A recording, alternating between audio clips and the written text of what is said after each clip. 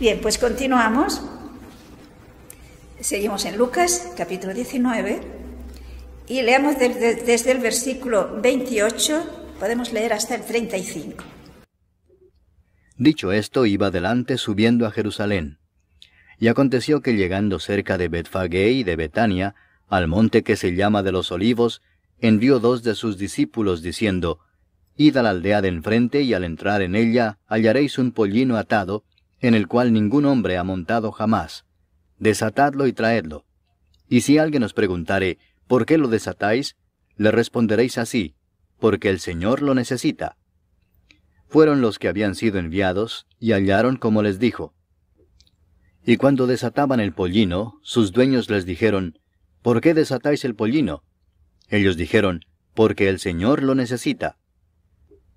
Y lo trajeron a Jesús, y habiendo echado sus mantos sobre el pollino, subieron a Jesús encima. Como vemos, estamos ya en el Domingo de Ramos. El último versículo del versículo 28 de este capítulo nos dice, resumiendo, que Jesús, una vez que sale de Jericó, siguió adelante subiendo hacia Jerusalén. Es decir, recordemos que estamos en esa parte del Evangelio de Lucas que nos habla de ese viaje desde Galilea hasta Jerusalén. Si seguimos leyendo, es decir, si no conociéramos lo que se nos dice, sobre todo en San Juan, por ejemplo, nos parecería que de Jericó directamente llegó a Jerusalén. Sabemos por San Juan que pasaron unos días, que Jesús tuvo lugar la resurrección de Lázaro y que Jesús residía en casa de sus amigos, en Betania. Este domingo, el Domingo de Ramos, Jesús saldrá de Betania, de la casa de sus amigos. Aquí ha hecho un resumen de esa actitud, fijémonos, que es muy clara en el versículo 28, esa actitud que ha tomado Jesús y que la mantiene cuando va camino de Jerusalén. Nos dice el detalle que va delante de los discípulos. Es decir, va decidido a morir por nosotros. Los otros le siguen con un poco de miedo, de reparo. Pero es Jesús el que va adelante decidido para ir a Jerusalén. Y con el versículo 29 comienza, digámoslo así, la cuarta parte del Evangelio, que es todo lo que se refiere a la pasión y muerte de Jesús. Entonces, aquí nos relata San Lucas, resumiendo bastante, los preparativos para la entrada a Jerusalén. Y fijémonos que hay realmente un contraste entre la actitud del mismo Jesús este día y la actitud que ha tenido en el resto de los años de su vida pública. Recordarán que en alguna otra ocasión habían querido hacer que Jesús nombrarlo rey, y Jesús lo rechaza y los deja. Por ejemplo, en el capítulo 6 de San Juan, cuando se nos habla de la multiplicación de los panes y de los peces, dirá San Juan, que obligó a sus apóstoles que se montaron en la barca y se marchara, y despidió a la gente, y él solo se fue a orar. ¿Por qué? Pues porque la muchedumbre que ha visto aquel milagro, que quiso nombrar a Jesús rey, tal como esperaban, el Mesías glorioso, triunfante, que les iba a liberar de todos sus opresores. Y se ve que los mismos apóstoles se animaron a la idea, y por eso los obliga a que monten en la barca y se vayan. Pero en este caso, fijemos que es él el que provoca el que se haga todo lo que se hace ese día de la entrada en Jerusalén de una manera gloriosa. Muy humilde, en un pollino, no va en caballo, va en un pollino en el que no había montado nadie antes, que es otro signo de que a Jesús es el primogénito en todo. Entonces hay ese detalle de que sea un pollino, pues que él lo estrena, por decirlo de alguna forma, ¿no? Y es él mismo el que les manda que vayan a la aldea, le da todos los detalles de cómo encontrarán ese pollino, y efectivamente ocurre como él les dice. O sea, el amo del pollino pues le dice, bueno, ¿y por qué lo desatáis? Seguramente, debía ser conocido de Jesús, porque cuando le dice el Señor lo necesita, ya no le dicen más y le dejan. ¿Y qué hacen los apóstoles? Fijamos que los apóstoles de alguna manera intuyen el momento, aunque no son conscientes de lo que están haciendo. San Juan nos lo dirá de una manera muy clara, no eran conscientes de la trascendencia del gesto que estaban haciendo. Pero de hecho vemos que llevan el pollino, ponen sus mantos sobre el mismo y montan a Jesús en el pollino. Y observemos que de esta manera están cumpliendo una profecía del Antiguo Testamento. Si quieren buscar en el profeta Zacarías, Zacarías está inmediatamente antes de San Mateo. O sea, si buscan el comienzo de Mateo, la página anterior es Zacarías. Bueno, un par de páginas solo. Zacarías, capítulo 9, versículo 9. Alégrate mucho, hija de Sión. Da voces de júbilo, hija de Jerusalén. He aquí tu rey vendrá a ti, justo y salvador, humilde y cabalgando sobre un asno, sobre un pollino, hijo de asna. O sea, entra triunfante pero humilde. Y esto es lo que hacen los apóstoles, lo que hacen todo el grupo de discípulos que seguían a Jesús, sin ser del todo conscientes, repito, de lo que estaban haciendo. Pero si continuamos leyendo desde el versículo 36 hasta el 40... Y a su paso tendían sus mantos por el camino. Cuando llegaban ya cerca de la bajada del monte de los Olivos, toda la multitud de los discípulos, gozándose, comenzó a alabar a Dios a grandes voces por todas las maravillas que habían visto, diciendo: Bendito el Rey que viene en el nombre del Señor, paz en el cielo y gloria en las alturas. Entonces algunos de los fariseos de entre la multitud le dijeron: Maestro, reprende a tus discípulos. Él respondiendo les dijo: Os digo que si éstos callaran, las piedras clamarían. Yo no sé si se fijan, pero por San Juan se ve todavía más claro, que a ese grupo de personas que van con Jesús, que seguramente venían, no olvidemos que es la fiesta de la Pascua y por lo tanto venían judíos de diferentes lugares, Pero hay toda esa cantidad de personas que iban junto con Jesús y desde luego los discípulos. Y hay otro grupo de personas, otro grupo de gente que salen de Jerusalén al encuentro de Jesús. En el Evangelio de San Juan lo veremos más claro. Si quieren, podemos buscar en el Evangelio de San Juan el capítulo 12 y leamos primero el versículo 9 para que nos situemos. Gran multitud de los judíos supieron entonces que él estaba allí y vinieron no solamente por causa de Jesús, sino también para ver a Lázaro, a quien había resucitado de los muertos. O sea, fijémonos, no pierdan Juan, que vamos a seguir leyendo. O sea, fijémonos que por lo tanto hay una muchedumbre de gente que están en Jerusalén, seguramente de los que han venido, pero también de los que vivían allá, ¿no? Y que se han enterado de la resurrección de Lázaro, que esto les ha sorprendido enormemente, que ha sido una prueba que a muchos les ha hecho creer en Jesús. Y por lo tanto salen toda esta muchedumbre de Jerusalén hacia Betania, no solo para ver a Jesús, sino también para ver a Lázaro, un hombre que ha estado muerto 4 días y que después lo han resucitado, ¿no?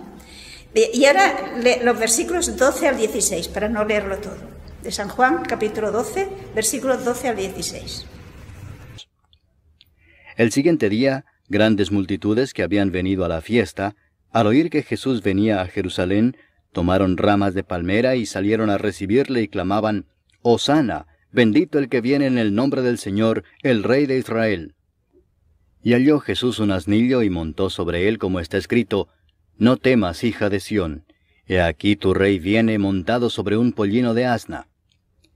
Estas cosas no las entendieron sus discípulos al principio, pero cuando Jesús fue glorificado, entonces se acordaron de que estas cosas estaban escritas acerca de él, y de que se las habían hecho. O sea, por lo tanto, si nos fijamos, hay esa muchedumbre que con ramas y palmas, etcétera, sale de Jerusalén hacia el encuentro de Jesús. Y se juntan con los que vienen junto con Jesús.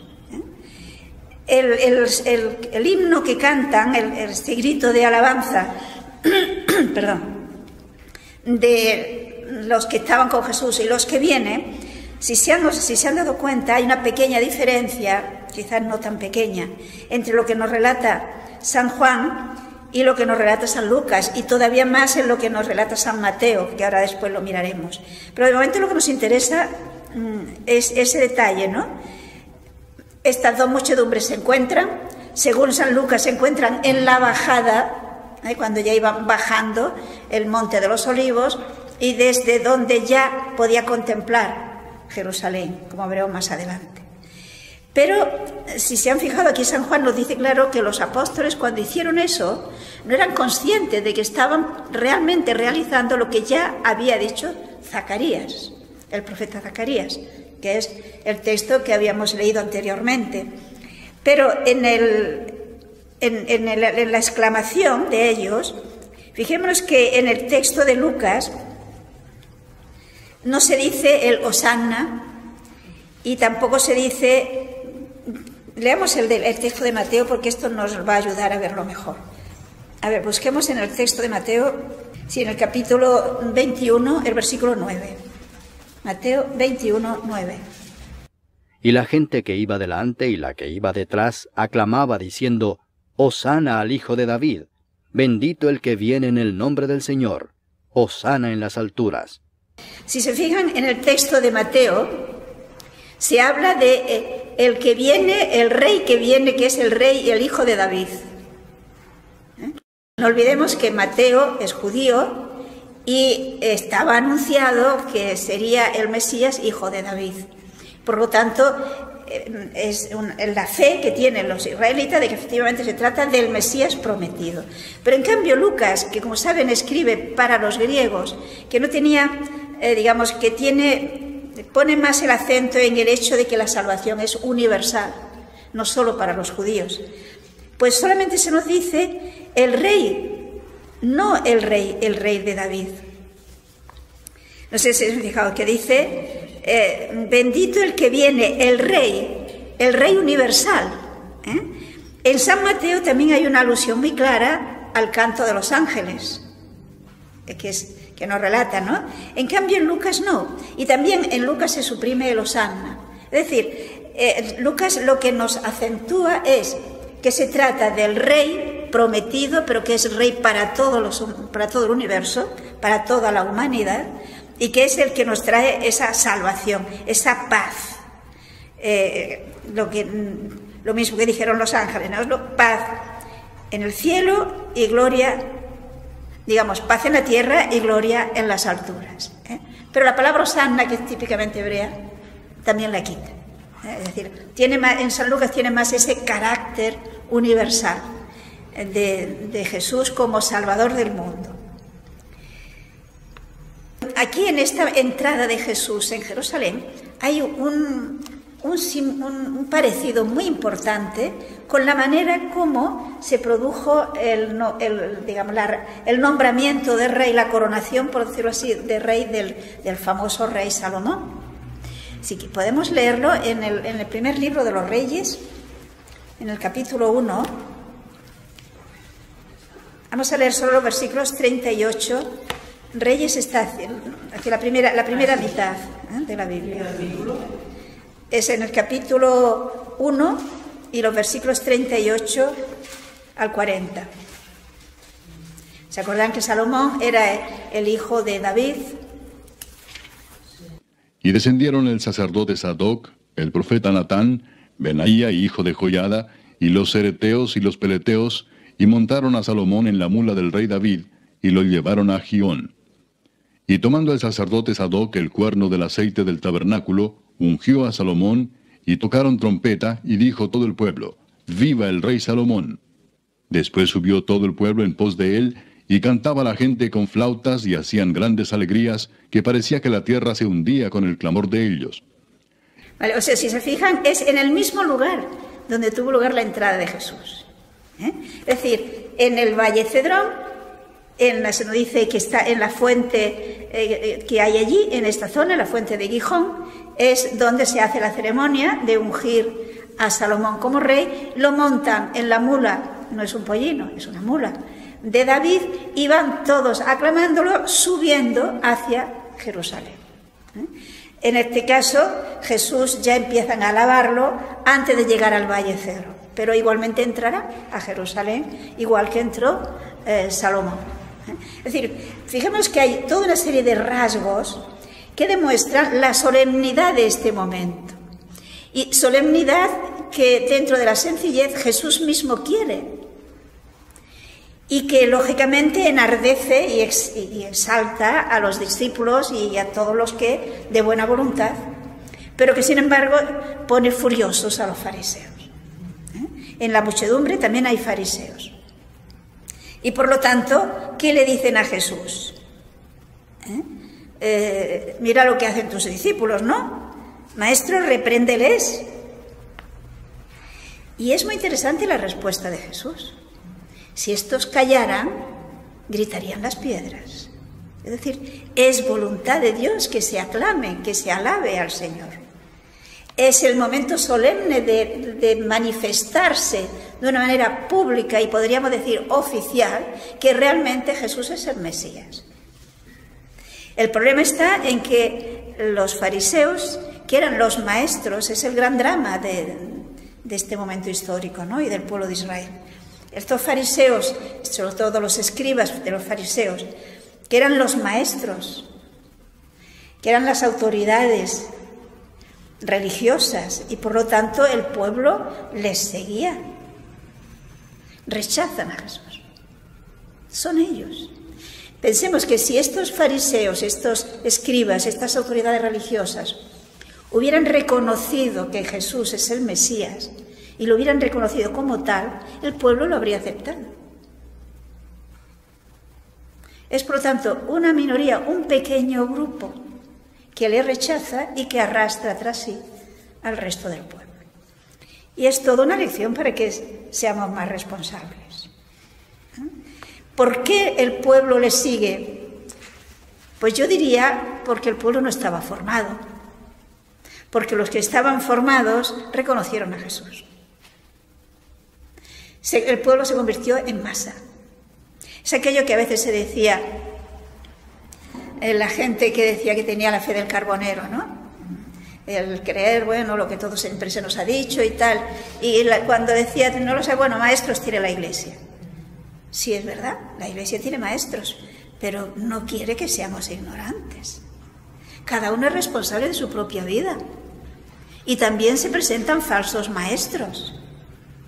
Yo necesito conocer la verdad para no dejarme arrastrar por falsos maestros. Y esto es muy importante. Porque no solamente no dejarse arrastrar por los falsos maestros, sino ayudar a los otros, también a los maestros, porque podemos ayudarles a ver claro. Es decir, hemos de sentirnos responsables de conocer auténticamente la enseñanza de Jesucristo, el auténtico magisterio de la Iglesia, lo que nos dice Dios en su palabra, para bien nuestro, pero también para ayudar a otros. Eso es trabajar también con las minas, es trabajar con los talentos que Dios nos ha dado.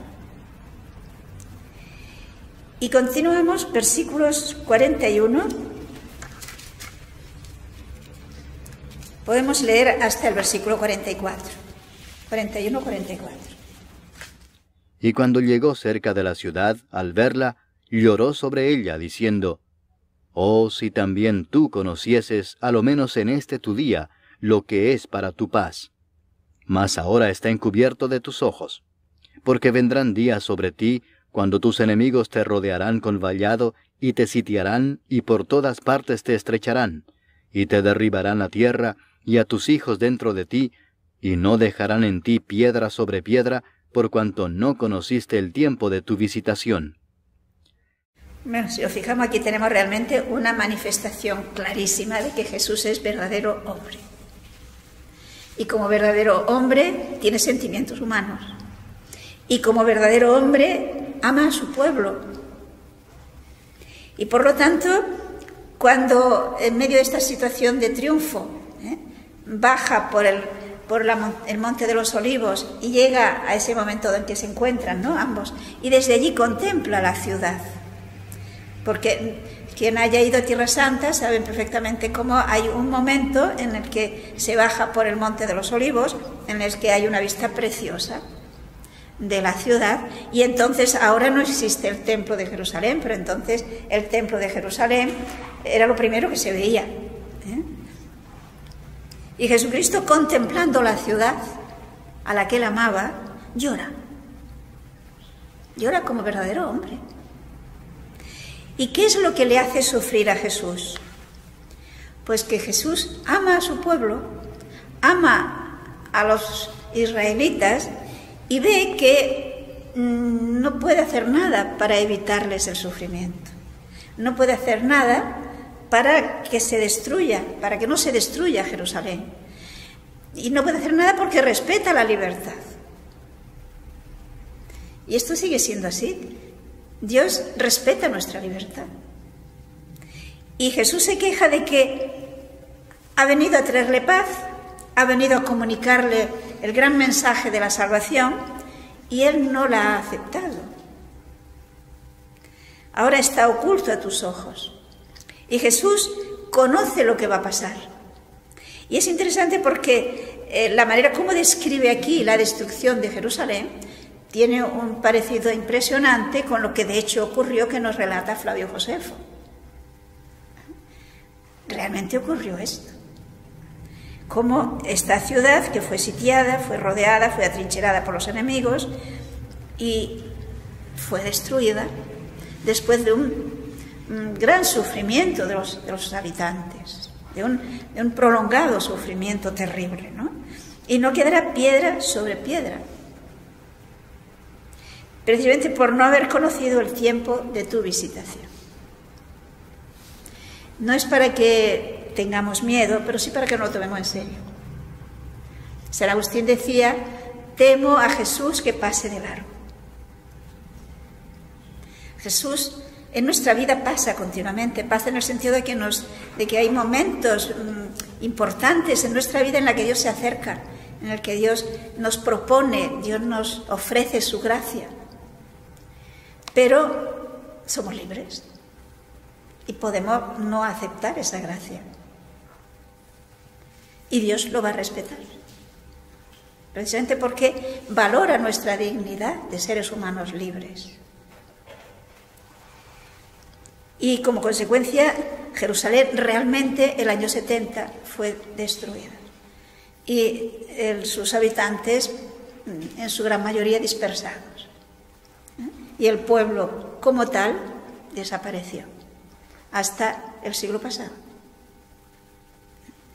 Es decir, este drama tiene lugar porque no supo darse cuenta de la visita que le hacía Dios en Jesucristo. Por lo tanto, la vida es seria, hay que tomárselo en serio, no podemos jugar. Y yo creo que nos dará tiempo de leer los versículos 45 y 46. O sea, terminar el capítulo. Vamos a ver si lo terminamos. Y entrando en el templo, comenzó a echar fuera a todos los que vendían y compraban en él, diciéndoles: escrito está: mi casa es casa de oración, mas vosotros la habéis hecho cueva de ladrones. San Lucas, como ven, también resume. Se nos dice que entra en el templo y se encuentra con los vendedores. San Juan nos pone este hecho al comienzo de la vida pública de Jesús, porque San Juan nos habla de varios viajes de Jesús a Jerusalén. En cambio, Mateo y Marcos también la pone ahora. Hay quienes piensan que es muy posible que Jesús expulsara a los vendedores 2 veces. No podemos pensar que lo aprendieron, ¿no? Y por lo tanto posiblemente lo expulsó 2 veces. Pero San Juan nos da una serie de detalles, si se acuerdan, no lo vamos a leer porque creo que es bastante conocido. Se nos dice que Jesús hizo un látigo que pegó a las ovejas, que tiró las mesas de los cambistas, pero si se acuerdan, a los que tenían palomas no se las tiró, sino que les dijo: quitad esto de aquí. Es decir, vemos que Jesús, en medio del enfado, por decirlo así, mantiene el equilibrio, mantiene el control de sí mismo. y las ovejas se podían volver a recoger, las monedas también se podían volver a recoger, pero las palomas difícilmente se podían recoger. Pero, ¿por qué esa actitud de Jesús? Pues porque han convertido la casa de oración, es decir, el templo, que es un lugar para hacer oración, y pensemos que entonces en el templo de Jerusalén no estaba Jesús presente como lo tenemos nosotros en el sagrario. Dios está presente como estaba presente como está presente en todas partes, pero no con esa presencia eucarística que hay en nuestros templos. Y Dios dice que es un lugar de oración, no es un lugar de negocios. ¿Por qué estaban allí los vendedores? Fijemos que estaban cumpliendo una misión importante, porque los israelitas eran el momento en el que venían, como hemos dicho antes, israelitas de diferentes lugares, algunos de muy lejanos, y tenían que ofrecer los sacrificios en el templo. No iban a venir con una oveja desde Roma o de donde quiera que viniera. Por lo tanto, allí les ofrecían los animales que luego se ofrecían en el templo y les daban la posibilidad de que lo compraran. Y al mismo tiempo también el cambio de moneda es porque al templo no se podía dar la moneda que se usaba en Roma, por ejemplo. Por lo tanto, estaban cumpliendo una misión social, diríamoslo así, y además de cara al culto. Pero ¿por qué Jesús se enfada? Pues porque, de hecho, lo que están haciendo es negocio. Es decir, eso lo podían haber hecho fuera, lo podían haber hecho en otro sitio, no en el lugar de oración. ¿Y por qué lo hacían? Pues porque los sacerdotes les autorizaban, porque también participaban del negocio, les daban un tanto por ciento.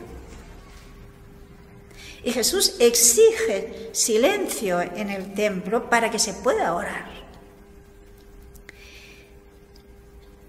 Y esto, repito, también en nuestros templos, mucho más, que a veces también lo convertimos en plaza pública, ¿no? En lugar de jolgorio. Pues no, hay que permitir que al que quiera hacer oración lo pueda hacer. Es lugar para encuentro con Dios.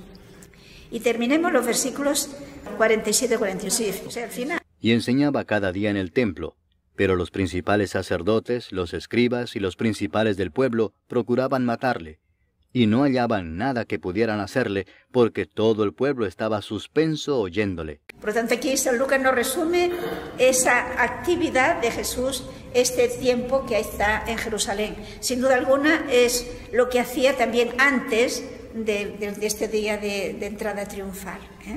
Enseñaba en el templo a la gente que le escuchaba con gusto, pendiente de su palabra, dice, por lo tanto dispuestos a creerle.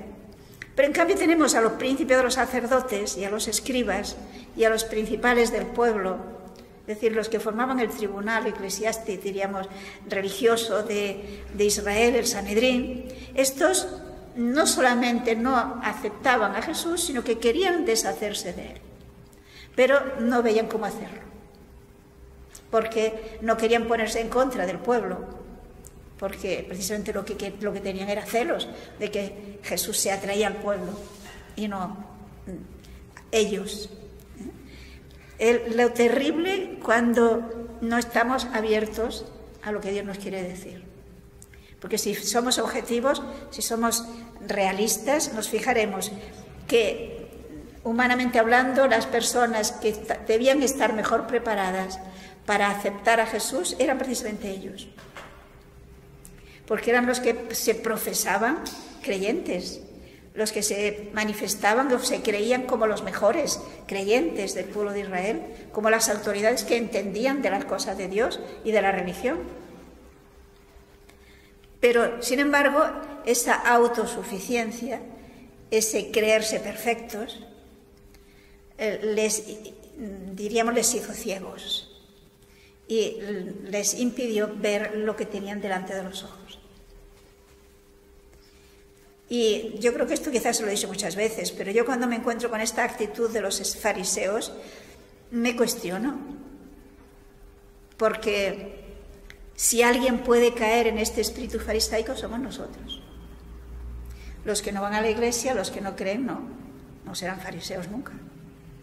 sino los que nos creemos que somos buenos cristianos, que saben que practicamos, que conocemos la religión. Es lo que fácilmente podemos caer en esa actitud. Y entonces que Jesús pase y no le veamos. Que Dios nos dé ocasiones y no las veamos. Es decir, esto nos invita a que estemos atentos, a que no nos creamos perfectos. Aquello que nos dirá tantas veces Jesús, que no juzguemos, no nos creamos con preparación para juzgar a todo el mundo. No, porque el que esté en pie, que cuide no caiga, todos podemos fallar. Y todos tenemos que cultivar la humildad, que es la que nos hace estar atentas y disponibles a lo que Dios nos quiera decir.